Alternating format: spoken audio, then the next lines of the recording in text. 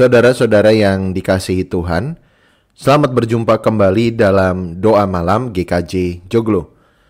Marilah saudara-saudara kita memperhatikan firman Tuhan dalam Yakobus 1 ayat 27. Ibadah yang murni dan yang tak bercacat di hadapan Allah Bapa kita, ialah mengunjungi yatim piatu dan janda-janda dalam kesusahan mereka, dan menjaga supaya dirinya sendiri tidak dicemarkan oleh dunia. Saudara-saudara yang dikasihi Tuhan, apa yang baru saja kita baca mungkin terdengar sangat ekstrim. Bagaimana tidak, saudara-saudara, di dalam ayat yang baru saja kita baca, menurut penulis surat Yakobus ini, ibadah yang murni dan yang tak bercacat di hadapan Allah Bapa kita mengunjungi yatim piatu dan janda-janda. Apakah itu dengan demikian berarti ibadah yang kita lakukan sebagai sebuah ritual di gereja ataupun ritual pribadi kita tidak berarti sama sekali? Tentu saja bukan begitu, saudara-saudara. Karena kita harus melihat konteks dari perikop yang kita baca.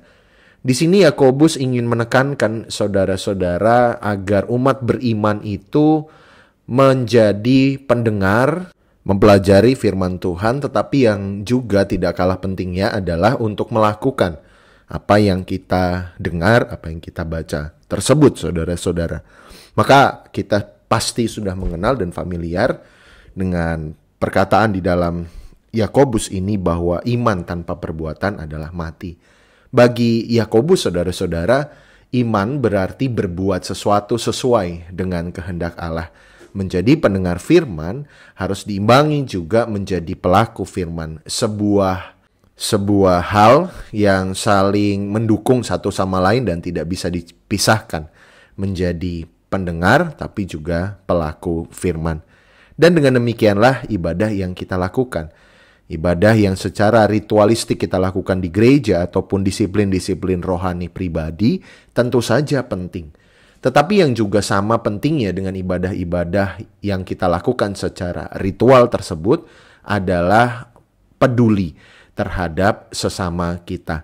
Dalam konteks Yakobus, umat diajak untuk peduli terhadap mereka yang paling rentan dalam komunitas. Siapakah itu? Orang-orang yatim piatu dan juga para janda. Mereka yang seringkali tersisihkan dalam masyarakat pada saat itu dan tidak diperhatikan.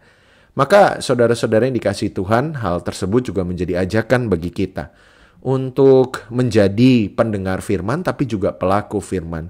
Orang-orang yang taat beribadah tetapi juga melakukan apa yang kita hayati di dalam ibadah, kasih kepada sesama manusia dan hadir kepada saudara-saudara kita yang membutuhkan. Siapakah saudara-saudara yang membutuhkan di sekitar kita? Saudara bisa mengenali dan melihatnya.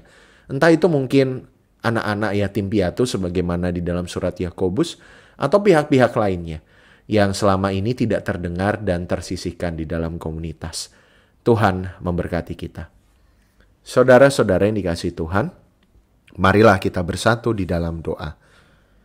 Allah Bapa kami yang penuh kasih, kami bersyukur kepadamu Tuhan untuk kasih dan perlindungan-Mu.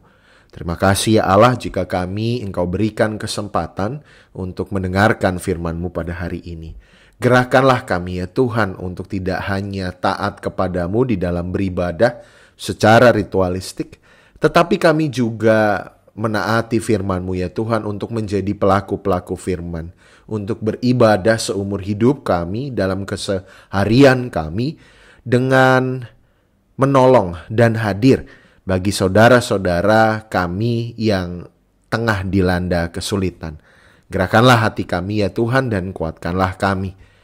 Kami juga berdoa bagi saudara-saudara kami yang tengah berjuang mencari kerja ataupun berwirausaha.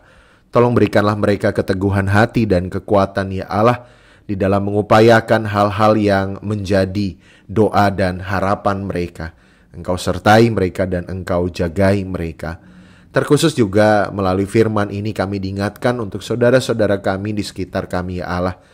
Kiranya Engkau memberikan kekuatan dalam menjalani kehidupan bagi para anak yatim piatu dimanapun mereka berada dalam perjuangan mereka ya Tuhan, terutama mereka yang masih dalam tahap menempuh pendidikan. Juga kami teringat untuk orang tua tunggal, para orang tua tunggal dimanapun mereka berada. Tuhan berikanlah mereka kekuatan dalam bekerja serta membesarkan anak-anak mereka terkasih.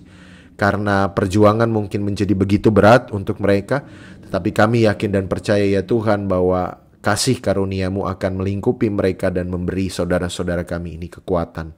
Terima kasih Tuhan untuk pemeliharaan-Mu. Di dalam nama Tuhan kami Yesus Kristus, kami berdoa dan mengucap syukur. Amin.